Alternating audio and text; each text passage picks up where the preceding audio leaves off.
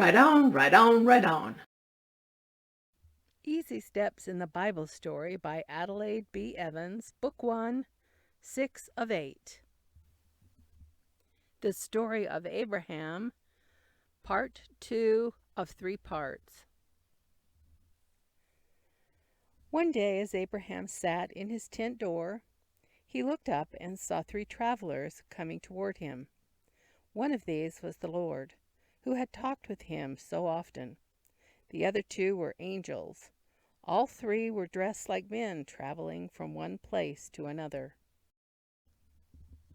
Abraham ran to meet the men and begged them to rest in the cool shade of a tree, for it was in the heat of the day, and to let him bring water to wash their feet, while he hastened to prepare a simple meal for them. While Sarah made cakes of fine meal and baked them in the hearth, Abraham brought a calf from the herd and gave it to one of his servants to dress and cook. When all was ready, Abraham took the meat and the cakes with butter and milk and set them before his guests. What an honor was Abraham's to entertain the Lord of heaven and earth with 2 of his angels. But this honor was not given to Abraham alone. Everyone who loves the Lord can minister to him. He tells us that whatever we do for the poorest and the humblest of his brethren, he accepts as if done for himself. When the 3 travelers started again on their journey, Abraham went a little way with them. And the Lord said, "Shall I hide from Abraham that thing which I do?" Then, sending the 2 angels on toward Sodom, the Lord told Abraham that because of the great sin of the cities of the plain, he was going down to visit them.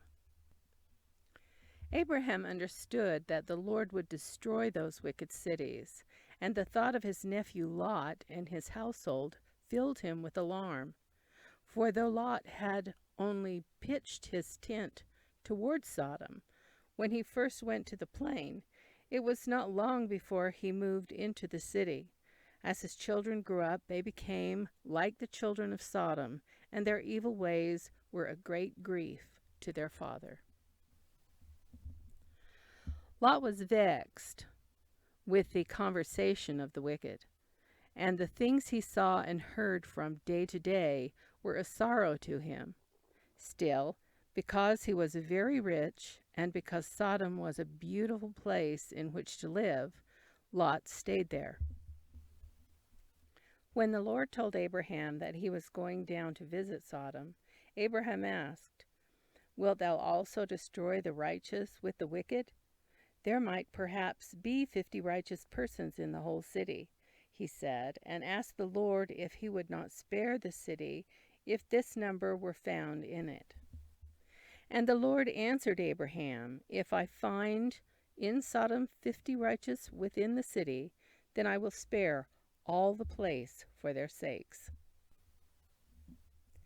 Then Abraham asked if the city might not be spared for 45 righteous.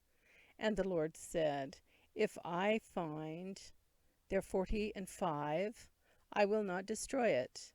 And Abraham pleaded again that the city might be spared for 40 righteous. And the Lord granted this prayer also, and said he would spare it for 40. Then Abraham asked that it might be spared for 30. And the Lord said he would not destroy the city if he found 30 righteous there. Again Abraham pleaded for the city. It might be that there would be only 20 there, he said. And the Lord answered, "I will not destroy it for 20's sake." Once more Abraham spoke. "Oh, let not the Lord be angry," he said, "and I will speak yet but this once. Peradventure 10 shall be found there." And the Lord answered yet once more, saying, "I will not destroy it for 10's sake." While the Lord thus talked with Abraham, the 2 men drew near to Sodom.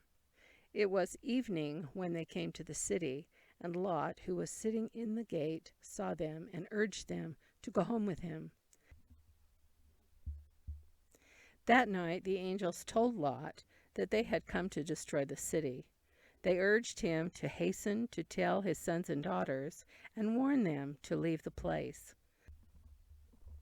Lot went at once to his sons-in-law and told them of the terrible destruction that would come upon Sodom, but they would not listen to his words. In the morning, urged on by the angels, Lot took his wife and the 2 daughters who lived with him and prepared to go away. But oh, it was so hard for him to leave his beautiful home. Moment after moment he lingered among his treasures, not willing to leave them. At last the angel took hold of his hand, and of the hand of his wife, and of the hands of his 2 daughters, and brought them forth out of the city, the Lord being merciful unto him. Had it not been for the Lord's mercy, Lot and all his family would have been destroyed. When the angels had brought Lot and his family outside the city, they told him to hasten to the mountain. "Look not behind thee," they cried, "lest thou be consumed."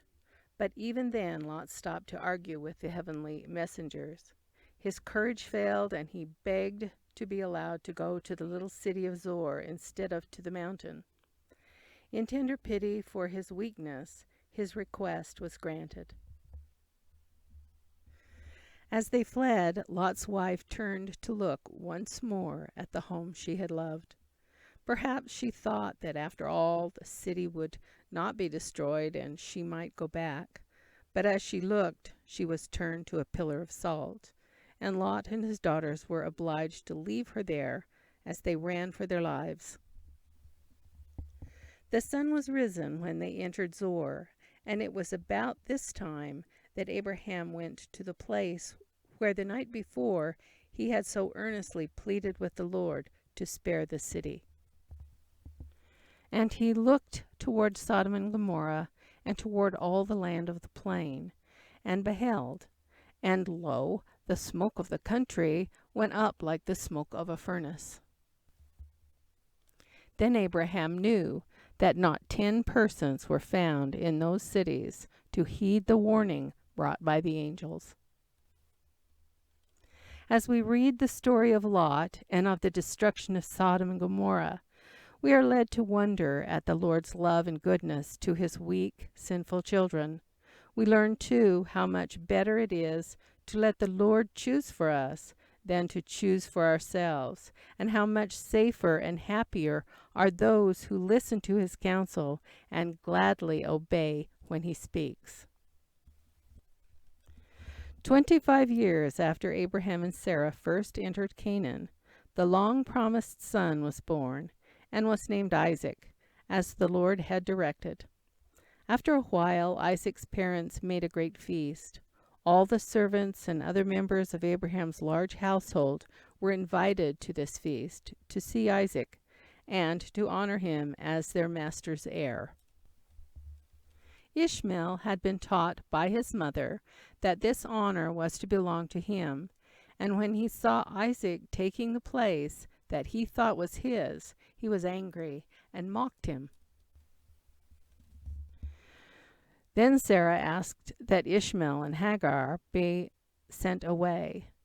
Abraham loved Ishmael and was grieved at the thought of sending him from home, but the Lord told him to listen to Sarah and to do as she wished. So Abraham rose up early in the morning and took bread and a bottle of water and gave it to Hagar, putting it on her shoulder, and the child, and sent her away. And she departed and wandered in the wilderness. And the water was spent in the bottle, and she cast the child under one of the shrubs. And she went and sat her down over against him a good way off, as it were a bowshot. For she said, "Let me not see the death of the child." And she sat over against him, and lifted up her voice, and wept. And God heard the voice of the lad, and the angel of God called to Hagar out of heaven, and said unto her, What aileth thee, Hagar? Fear not, for God hath heard the voice of the lad where he is. Arise, lift up the lad, and hold him in thine hand, for I will make him a great nation. And God opened her eyes, and she saw a well of water, and she went and filled the bottle with water, and gave the lad a drink. And God was with the lad, and he grew, and dwelt in the wilderness, and became an archer. The beautiful story of God's tender watch care over Ishmael shows us that our Heavenly Father loves children, that He watches over them and protects and cares for them wherever they go, and that above all, He hears the prayers of those who call upon Him.